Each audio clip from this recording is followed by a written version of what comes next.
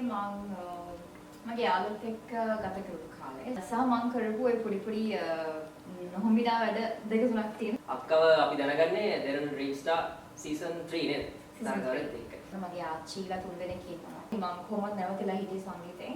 අතන ගොඩක් තියෙනවා ප්‍රසිද්ධි කියන්න බැරි දේවල්. අපි මේ විශේෂ කෙනා ගැන කතා කරන්න තමයි හදන්නේ. කතා නොකරමු බෑ දැන් මෙතන ඉඳලා ගියා. හම්බුනේ Facebook එකෙන් 2018 එන්ඩ් එකේ වගේ. මෙහෙම මම Facebook එකේ යද්දී මට මැසේජ් එකක් ආවිලා තිබුණා. එහෙම නරක වෙන්න බෑ කියලා තමයි මම මෙයාට කතා කරේ. ඊට පස්සේ එහෙම දුරදිග කියනවා. 199 කියන්නේ වැරදි. ලොකු හැමදේම ඉතින්. වාසනාවක් ලැබුණ දෙයක් කියලා හිතන්න පුළුවන් නේ. අනිවාර්යයෙන්. ඒක බාහිර තමයි මම ඇත්තටම ආරාධනා පිළිගන්නේ නැත්තේ.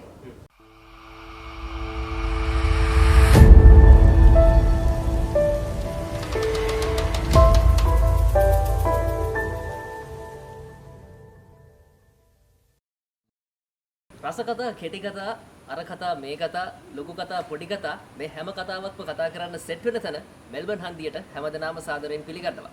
අද මෙල්බන් හන්දිය අපි පොඩි විශේෂ වැඩක්. හැමෝම දන්න අමුතු විදිය වෙනස් විදිය වැඩක් කරන්න තමයි ලෑස්ති වෙන්නේ. ඒ වැඩේ කරන්න අපි මෙල්බන් හන්දියට ආරාධනා කරා, මෙල්බන් හන්දියේ chat එකට ආරාධනා කරා විශේෂ ආරාධිත අමුත්තෙකුට. මෙයා පෙරේරා කෙනෙක්.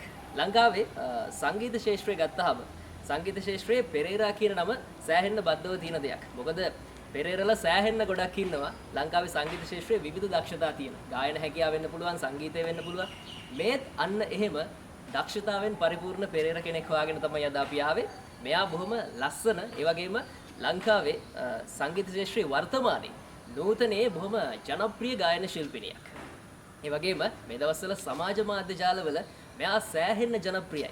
මෙයා යන ලයිව්ස් එහෙම ලක්ෂ ගණන් තමයි කට්ටිය බලන්නේ. ඒ විතරක් නෙවෙයි මෙයාට රසට කෑම හදන්න පුළුවන් කියලා අපිට ආරංචියක් ආවා. අද අපිට එන්න කිව්වේ අන්න ඒ විදිහේ රස කෑමකුත් දෙනවා කියලා පොරොන්දු වෙලා.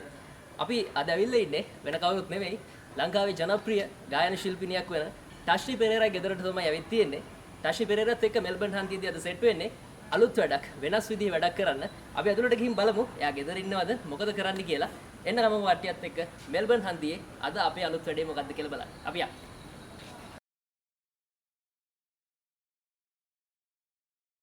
රයිට් අපි ඇවිල්ලා ඉන්නේ ටෂ්රි පෙරේරා ගෙදරට. අපි තට්ටු කරලා බලමු ඇතුලේ කවුද ඉන්නේ කියලා.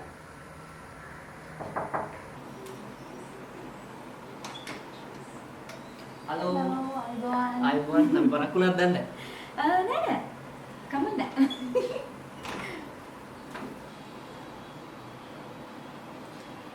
රයිට් අපි ඇවිල්ලා ඉන්නේ ටෂ්රි පෙරේරාගේ ගෙදරට.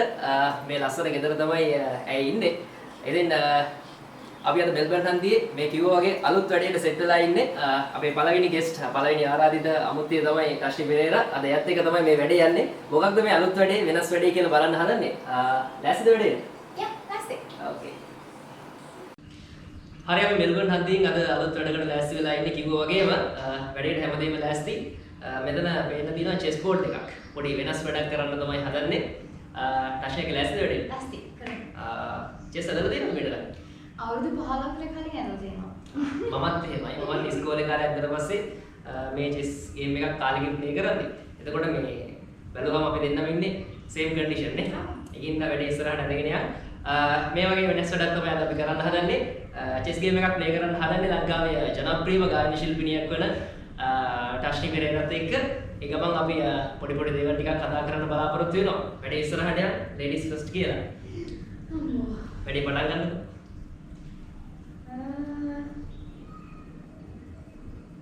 රයිට්. මමත් එක්ක අදිනවා. ඒ ගමන් අපි කතා කරමු නේද?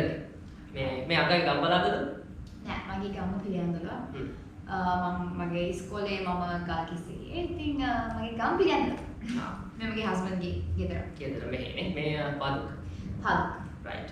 පාසල් කාලය ගැන මතක් කරොත් මතකයෙන් තියෙන සුන්දරම මතකයක් දැන් පාසල් කාලය කියලා මතක් කරනකොටම මේ වෙලාවේ මතකෙට එන සුන්දරම මතකය මොකක්ද? පාසල් කාලයේ තියෙන සුන්දර මතකේ මගේ යාළුවෙක් එක්ක ගත කරපු කාලේ සහ මගේ ටීචර්ස්ලා මට හරි ආදරෙයි. සහ මම කරපු ඒ පොඩි නොහොඹිනා වැඩ දෙක තුනක් තියෙන ඒවත් මතක හොඳට මතකයි. නේද? කියන්න පුළුවන් ඒවා තියෙනවද? කියන්න පුළුවන් කියන්නේ මෙහෙමයි. අපි එකක් දෙයක් කියමු.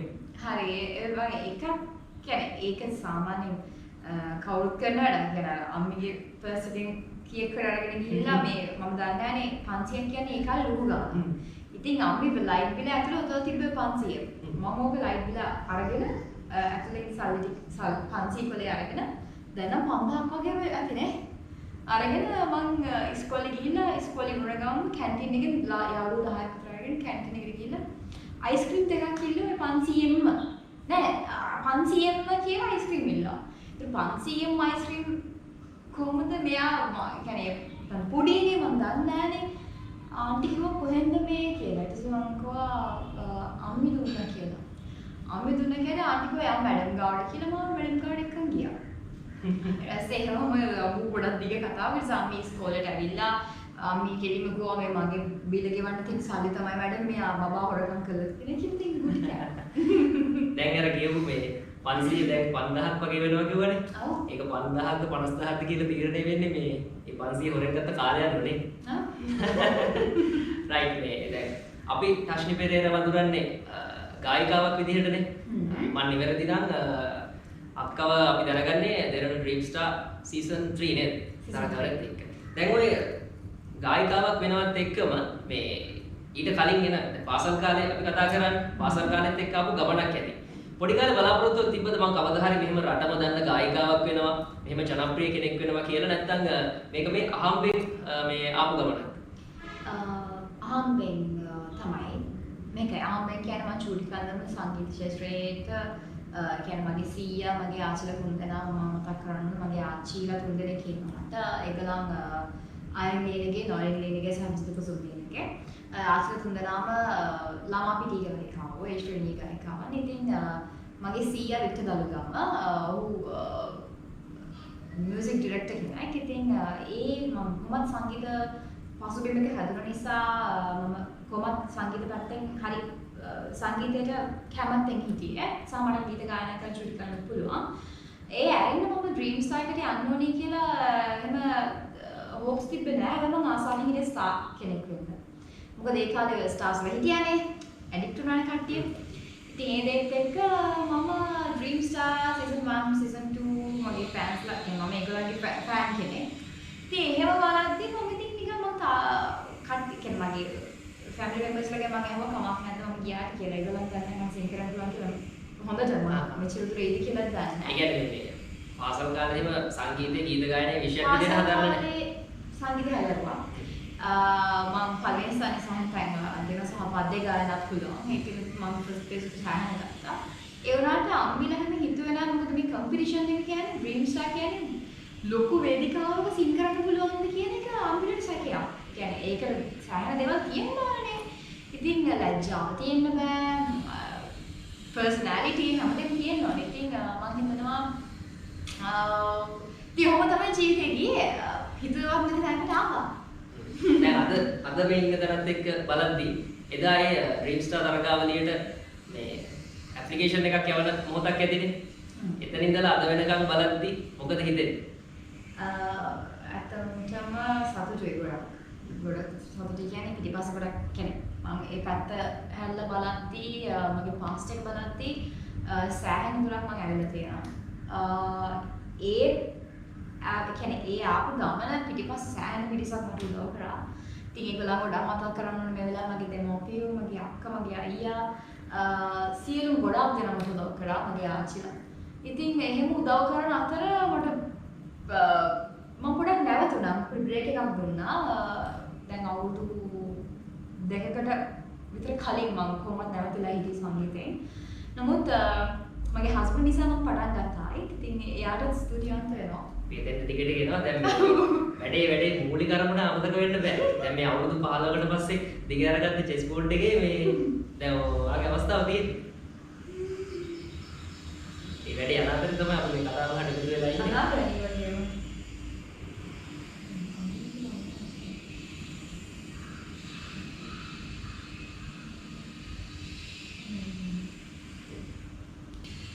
හරි ඒ විදිහට තමයි ඩ්‍රීම් ස්ටාර් අත්දැකීම ගැන අපිට ඩාෂ්නි විස්තර කරේ.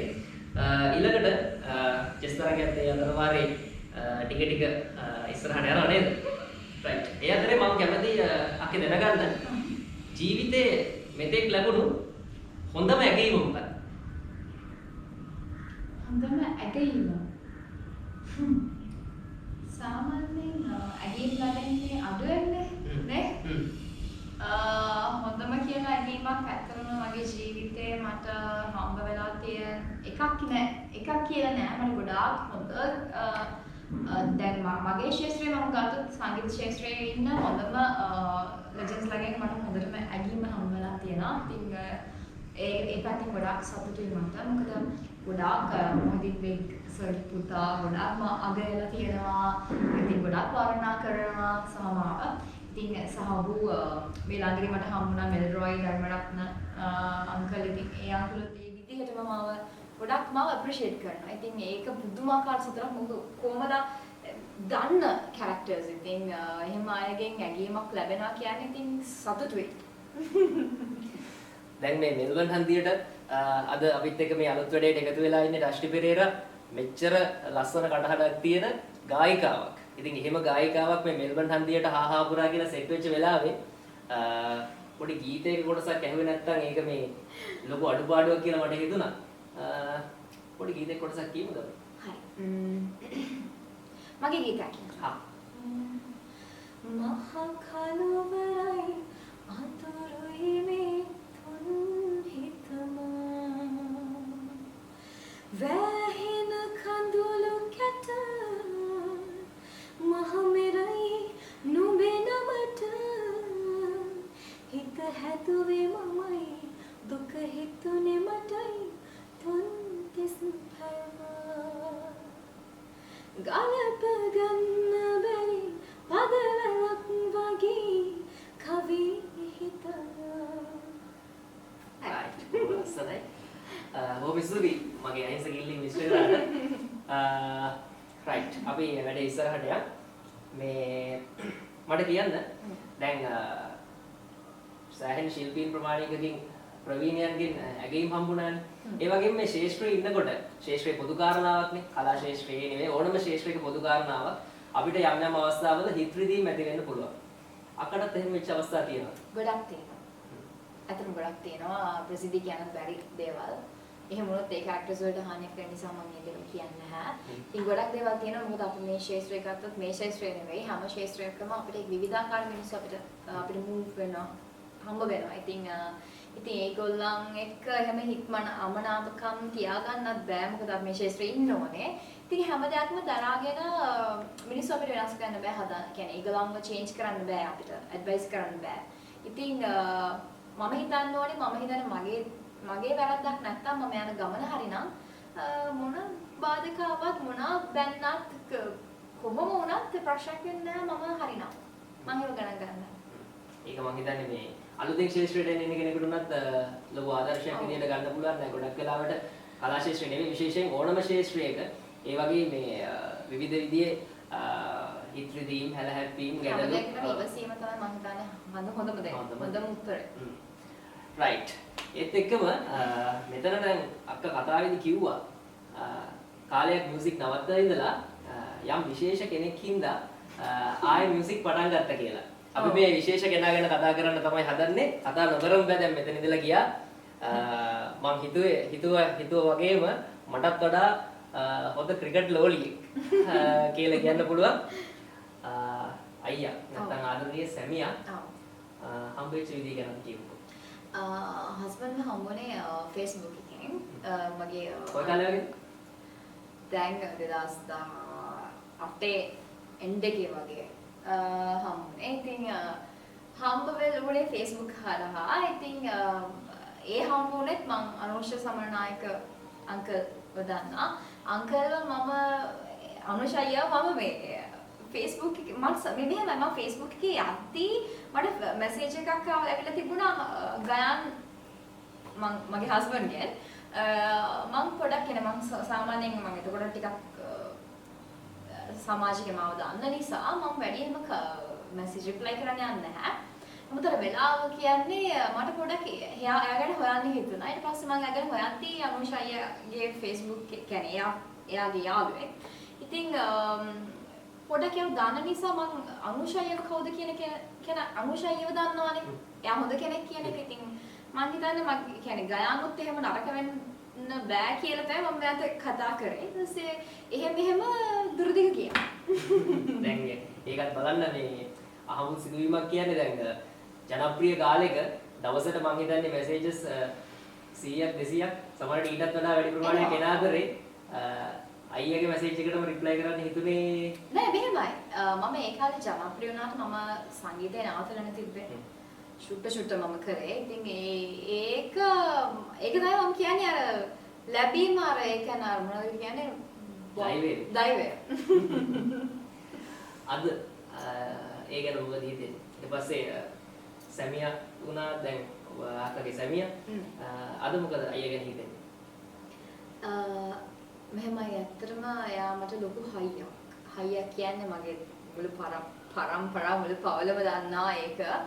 සහ මගේ යාළුවෝද දැන් මාව ගොඩක් අය දන්නවා මේ ෆීල්ඩ් එකේ. ඉතින් ඒ හැමෝම දන්නවා මට මෙයා කවුද කියන දේ. ඉතින් ඇත්තටම එයා මට ලොකු හයියක් ලොකු අර රූස් එකක් කිව්වොත් නේ වැරදි. ඉතින් ඒ හයිය නිසා තමයි මම ආයිත් මේ ක්ෂේත්‍රේ පටන් ගත්තේ. මට ලොකු හයියක් කියන්නේ මගේ හැම දෙයකටම එයා මට ඇඩ්වයිස් කරනවා, බයිනවා. එනවා එනවා. ඔව් වැරදි කියනවා සැසෙයි. 99% කියන්නේ වැරදි. එකක් තමයි හොඳක් කියන්නේ.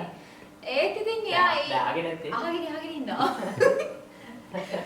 ඒ වැරදි වලින් ඉතින් එයා කියන්නේ ඉතින් එයා වැරදි එයානේ වැරදි කියන්නේ ගොඩක් පිට මිනිස්සු කියන්නේ හරිනේ හොඳනේ. නමුත් මෙයා වැරදි කිව්වට ප්‍රශ්නයක් නෑනේ හස්බන්ඩ්නේ. එයා බලන්නේ ඉතින් අර පොඩි දේවල් ඉතින් හදන්න. ඉතින් මම හිතනවා මට ලොකු ශක්තියක් ලොකු හැමදේම ඉතින්. වාසනාවක් ලැබුණ දෙයක් කියලා හිතන්න පුළුවන් නේ. රයිට්. මේ පෞද්ගලික කාලේ මේ කොවිඩ් එකත් එක්ක සෝෂල් මීඩියා වල එහෙම හරි ජනප්‍රිය චරිතයක් වුණා අක්කා. රස කෑම හදලා දානවා, ලයිව්ස් එනවා. මේ කෑම හදන්න පුළුවන් රස? කෑම මම පොඩි කාලේ හදනවා. අම්මියෝම ලෙඩ වුණාම, අම්මිය අසනීපයක් වුණාම මම සෑහෙන කෙනෙක් මම කැමතියි. මම කෑම හදන්න පුළුවන්. ඉතින් මම කෑම හදන එක જાති මට ගොඩාක් රහට හදන්න බෑ. නමුත් ෂිප් හදන්න පුළුවන්. බෑ කියලා දෙයක් නෑ හැම try කරනවා. මේකත් වැඩි වෙන්න ඕනේ.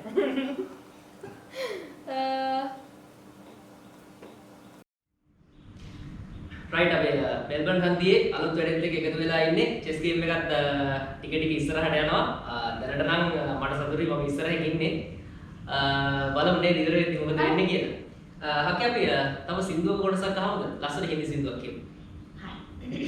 ඇත්තටම මම හින්දි සින්දු කියන්න දන්නේ නෑ වැඩි. මම හැබැයි හින්දි ෆෑන් කෙනෙක්. මම try එකක් දෙන්නම්. अरे देख देख सोना अरे एक फर है जितना मेरी ये जिंदगान तुम्हें मेरी मर्जान तेरी हसीना मेरे जान हाय जिया धड़क धड़क जिया धड़क धड़क जिया धड़क धड़क जानी अति රයිට් සින්දුවක් ගැන කියපු ඉඳලා සින්දුවක් ගැන කතා කරමු ඉස්සරහට යන්නේ මේ මියුසික් ඉන්ඩස්ට්‍රි එක ගැන ලංකාවේ අද වෙනකොට තියෙන මියුසික් ඉන්ඩස්ට්‍රි එක ගැන මේ වර්තමාන පරපුර නියෝජනය කරන ගායිකාවක් විදියට අක්කගේ අදහස මොකක්ද? මම තාම අලුත් මම තමයි කිව්වේ ඒකයි මම කොච්චර කියන්නේ මම දැන් ශේෂ්ත්‍රයට ඇවිල්ලා ගොඩාක් කල් ඇත්තටම මම පොඩි කාලේ නම් මේ ශේෂ්ත්‍රේ ඉන්නේ. නමුත් හැමදාමත් අර අලුතෙන් දේවල් ඉගෙන ගන්න කෙනෙක් මම. ඔය අපු ප්‍රශ්නට උත්තර දෙන්න ඇත්තටම තාම මම ඉගෙනගෙන මදි. හැබැයි කියන්න දෙයක් තියෙනවා. දැන් තියෙන ශාස්ත්‍රය ගත්තොත් මගේ ඔපිනියන් එක මම හිතන්නේ ගොඩාක් හැංගිලා ඉන්න ළමයින්ට හැකියාව තියන අයට ඉදිරියට එන්න පුළුවන් මාධ්‍ය දැන් ගොඩක් තියෙනවා. ඉතින් මේ ශාස්ත්‍රයට එන්න දොරවල් කීපයක් තියෙන විවෘත වෙන්න. ඉතින් විවෘත වෙලා හරිම ලේසි. ඉතින් මම හිතනවා දැන් මේ ශාස්ත්‍රයේ තියෙන සින්දු මම දන්නේ එක ජාතිය ගීතක දැන් තියෙන දැන් මේ අපේ කියන්නේ අපේ පරපුර ගත්තොත් අපේත් එක්ක ආපු කට්ටිය ගත්තොත් හැමෝම වගේ ප්‍රසිද්ධයි හැමෝම වගේ දන්නවා. ඉතින් ඒ හැකියාවත් එක්ක ඒගොල්ලන් කියන්නේ ඒ ටැලන්ට් එකත් එක්ක ඒගොල්ලන් හදාගත්ත දේවලුත් එක්ක ඒගොල්ලන්ට සෑහෙන කියන්නේ ඒවලට මොනවද කියන්නේ සෑහෙන දේවල් තිබ්බා. ඒ කියන්නේ ඉදිරියට එන්න පුළුවන්. ඒ කාලේ එහෙම තිබ්බ නැහැ. කැසට් තරම මේවනේ. ඉතින් මම ප්ලැට්ෆෝම්ස් තියෙනවා. ප්ලැට්ෆෝම්ස් තියෙනවා. ඉතින් සෑහෙන ලේසි මගේ කියන්නේ අපිත් එක්ක ආපු පරපුර නොදන්න කෙනෙක් නෑ. මම හිතනවා මේ ශාස්ත්‍රයේ දැන් තියෙන තත්ත්වයක් ගත්තොත් හරිම සතුටුයි. මොකද හැමෝටම දැන් හැකියාවක් තියෙනවා ගීත ගායනා කරන්න. විශේෂයෙන්ම අපේ ලංකාවේ තියෙන කියන්නේ ලංකාව රටවල් වලට අරගෙන යන්න පුළුවන් මේ මෑතකත් එහෙම දෙයක් වුණා. ඉතින් ගොඩාක් සතුටුයි. සෑහෙන සතුටුයි. ඉස්සරට වඩා දැන් ලොකු ඉම්ප්‍රූව්මන්ට් එකක් තියෙනවා. රයිට්. අක්කේ මේ මට ඊළඟට අහන්න හිතුණා මේ දැන් මෙච්චර ලස්සන රූපයක් තියාගෙන ජනප්‍රිය චරිතයක් නිසා මේ රංගනවරම් එහෙම රංගනයට එහෙම ආරාධනා ලැබුණේ නැද්ද? රංගනයට ආරාධනා තිබ්බා. මම කියන කැමැත්තක් දක්වන්නේ නැහැ. ඒතර මට මෙහෙමයි ඒකවල මට දෙකකින් එකක්වත් කරගන්න බැරි වෙයි. ඒක බයයට තමයි මම අතරම ආරාධනා පිළිගන්නේ නැත්තේ. ආරාධනා ලැබුණාට ඉස්සරහදිත් බලමු. තාම ඉස්සරහට මොනවද ඉදන්න. රයිට්. හරි අපි දැක්ක මේ මෑතකදිත් බොහොම ලස්සන සින්දුවක් රිලීස් වෙලා තිබ්බ අක්කගේ මේ දැන් ගොඩක් වෙලාවට අපි දන්නවනේ ට්‍රෙන්ඩින් ලිස්ට් එක ගත්තත් මෑත කාලේ රිලීස් වෙන සින්දු ගොඩක් ඒවා මේ එකම ආරක නැත්තම් එකම වගේ තේ ගීත තේමාවෙන් යට දෙන සින්දුනේ. ඇයි මේ ඒ යන රටාවෙන් වෙනස් නිර්මාණයන්ට එක යොමු වෙන්න හිතුවේ? මම කැමතිම ශෛලිය බයිලා එහෙම නැත්නම් වේගරින් මැඩීත කියන්නේ. මම හිතනවා ගොඩක් ප්‍රේක්ෂකයෝ තව ඉස්සරහට ඒ දෙකත් එකතු වෙයි කියලා. මොකද මීට කලින් 70s වගේ සීඩී ෆර්නැන්ඩෝ මහත්මයාගේ එම්.එස්. ෆර්නැන්ඩෝ මහත්මයාගේ ගීතවල සෑහෙන ගොඩක් ආස කළා. ඒක ටික කාලයකට පස්සේ මම හැරුණා. ආයෙත් අපි ඒක අල්ලගත්තා. බලමු. මම කොහොමත් ඒක අතාරින්න මගේ කොහොමත් කැමතිම ශෛලිය. තව ඉස්සරහට විවිධාකාර ගීත නිර්මාණය කරලා ප්‍රේක්ෂකයන් දෙන්න බලාපොරොත්තු වෙනවා. රයිට් ඒකත් එක්ක මම කැමති අහන්න අක්කගේ මේ සංගීත ශාස්ත්‍රයේ ඉදිරියේදී එන්න දින නිර්මාණ මොන හරි දිනවද ඉදිරියේදී කරන්න බලාපොරොත්තු වෙන වැඩ කටයුතු දැන් විශේෂයෙන් මේ කොවිඩ් වසංගතයත් එක්ක මේ සංගීත සංදර්ශන ඒ වගේ දේවල් අඩු වෙලා තියෙනවා කලාකරුවෝ ගොඩක් ඒ වගේ නිර්මාණ වලට යන්න මැලිකමක් දක්වන තැනක ඉන්නේ. අක්කගේ මොනවද ඉදිරියේ තියෙන බලාපොරොත්තුව මේ සංගීත ශාස්ත්‍රයේ නිර්මාණ කටයුතු වලට ඒ දක්වන දායකත්වය සහ ඒවත් එක්ක යන්න බලාපොරොත්තු වෙන ගමන ගැන අපි කිව්වොත්? ඔව් කොවිඩ් නිසා සෑහෙන දේවල් කියන්නේ නතර වුණා ගොඩාක් ආටිස් වගේ. හැබැයි එහෙමත් කියලා අපි අතෑරියේ නැහැ. මොකද මිනිස්සු ඉන්න පීඩනෙන් අපිට මුදව ගන්න පුළුවන් එකම ජොබ් එක කලාකරුවෝ කියන මේ ඒක ඉතින් අපිට පුළුවන් මේ මිනිස්සුන් කියන්නේ මිනිස් දැන් ඔළුවේ බර තියාගෙන ඉන්න මේ පීඩාවට පත් වෙලා ඉන්න හැමෝගෙම ලේ ගොඩක් පිරිසිදු කරන්න ගීතයකින් හරි. ඉතින් මම හිතනවා අපි ඒකයි පටන් ගත්තේ ගොඩක්. ඉතින් තව ඉස්සරහට විශේෂ දේවල් කරන්න බලාපොරොත්තු වෙමින් ඉන්නවා. ගීත නිර්මාණය කරා මේ මෑතකදී කාලේ කවුද? ඉතින් ඒකට ගොඩක් ප්‍රේක්ෂක ප්‍රතිචාර තිබ්බා. ඊටවට වඩා සෑහෙන හොඳ ප්‍රතිචාර තිබ්බා. ඉතින් තව ඉස්සරහට සෑහෙන අලුත් දේවල් වෙනස් දේවල් කරන්න බලාපොරොත්තු වෙමින් ඉන්නවා. කරමින් තමයි යන්නේ. රයිට් ඒකත් එක්ක මේ අපේ මෙල්බර්න් හන්දිය අපේ YouTube channel එක අලුත් වැඩක් මේ විදිහට අද පටන් ගත්තේ. අද අපේ පළවෙනි ආරාධිත ගායන ශිල්පිනිය විදිහට සම්බන්ධ වුණේ ටෂ්නි පෙරේරා. විශේෂයෙන්ම මේ මෙල්බර්න් හන්දිය YouTube channel එක ගොඩක් මේ ඕස්ට්‍රේලියාවේ ඉන්න අපේ ශ්‍රී ලාංකිකයෝ අපේ ආදරණීය ශ්‍රී ලාංකිකයෝ තමයි අපේ මේ channel එක වටා එකතු වෙලා ඉන්නේ. ඒගොල්ලෝ ගොඩක් දෙනෙක් ඉල්ලුවා ටෂ්නි පෙරේරාව ඉස්සෙල්ලාම මේ වැඩේට සම්බන්ධ කරගන්න කියලා. ඒ වෙනුවෙන් දෙයක් කියන්න කියන්න කැමති බොහොම ස්තුතියි මාත් එක්ක තව ඉස්සරහටත් රැඳිලා ඉන්න. මොකද ඔයගලන්ගේ ආදරය තමයි අපේ පැවැත්ම.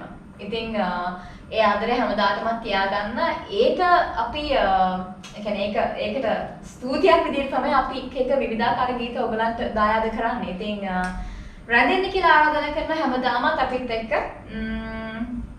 තමයි ආදරය හැමෝටම. හරි. මේ අපේ වැඩේ ගැන මේ අලුත් වැඩක් අද පටන් ගත්තේ මේ වැඩේ ගැන අක්කට මොකද හිතෙන්නේ? මම ගොඩක් ස්තුතිවන්ත වෙනවා මාව පළවෙනියටම තෝරගත්ත එක. ඉතින් මොකද මේ අලුත් වැඩේට මාව ගත්ත එකට ඇත්තටම මට හරි සතුටුයි. විශ් කරනවා තව තවත් දියුණු වෙලා තව තවත් සාර්ථකත්වයට පත් වෙන්න කියලා. බොහොම ස්තුතියි. රයිට් ඒ විදිහට ඔන්න චෙස් ගේම් එකක් මේ විදිහට ඉවර වෙලා අපි ගොඩක් දේවල් කතා කරා. මෙල්බර්න් හන්දිය YouTube channel එකේ අද පළවෙනි වීඩියෝ එක පළවෙනි ඉන්ටර්විව් එක මේ විදිහට කරේ. අලුත් වැඩක් වෙනස් වැඩක් අපි පටන් ගත්තේ. චෙස් ක්‍රීඩා කරා අපේ ජනප්‍රිය ගායන ශිල්පිනියක් එක්ක මමත් කාලයකට පස්සේ සෑහෙන්න විනෝද වුණා. මට අමතක වෙලා තිබ්බ ක්‍රීඩාවක් ඇලි මතක් කරගත්ත කියලා කියනවා. මම හිතන්නේ අක්කටත් එහෙමයි. බොහොම ස්තුතියි අදනාකේ වැඩ රාජකාරීත් එක්ක අපේ මේ වැඩේට උදව් කරාට. ඒ වගේම විශේෂයෙන්ම මතක් කරන්න ඕනේ මේ මෙල්බර්න් හන්දිය අපේ YouTube channel එක ගොඩක් වෙලාවට මේ ඔස්ට්‍රේලියාවෙන් අපේ ආදරණීය ශ්‍රී ලාංකිකයෝ එකතු වෙලා හැදිච්ච YouTube channel එකක්. ඉතින් ඒත් එක්ක මතක් කරනවා අද ඉඳලා මේ වගේ අලුත් segments එක්ක අලුත් වැඩ එක්ක අපේ channel එකත් එක්ක එකතු වෙන්න අවස්ථාව තියෙනවා කියන කාරණාව විශේෂයෙන් මතක් කරන්න ඕනේ. ඒ නිසා දිගටම අපේ channel එකත් එක්ක එන්න මෙල්බර්න් හන්දිය අපේ channel එක subscribe කරන්න. ඒ වගේම notification button එක click කරන්න. එතකොට අපි අලුත් videos ආපු ගමන් ඔයගලන්ට notification එකක් ලබා ගන්න පුළුවන්. bell icon එක click කිරීම මගින්. right එහෙනම් මෙල්බර්න් හන්දිය අපේ YouTube channel එකේ අලුත් වැඩේ මේ විදිහට අද අවසන් කරන්න හදන්නේ. අවසන් කරලා අපි යන්න හදන්නේ. හැබැයි යන්න කලින් අපිට තා පොඩි වැඩක් තියෙනවා. අපිට මෙහෙ එන්න කිව්වේ රසට කෑම හදන්න පුළුවන් කෙනෙක්. රසට කෑම හදන්න පුළුවන් නිසා අපිට රස කෑමක් කාලා යන්න අවස්ථාව දෙනවා කියලා කිව්වා. ඒකත් කාලා තමයි අපි නම් යන්නේ. පරිස්සමෙන් ඉන්න. අපි අලුත් වීඩියෝ එකකින් ඉක්මනින්ම හම්බෙමු. එහෙනම් මෙල්බර්න් හන්දියේදී ආයෙත් දවසක සෙට් වෙමු. ගිහින් එන්න. ජය වේවා.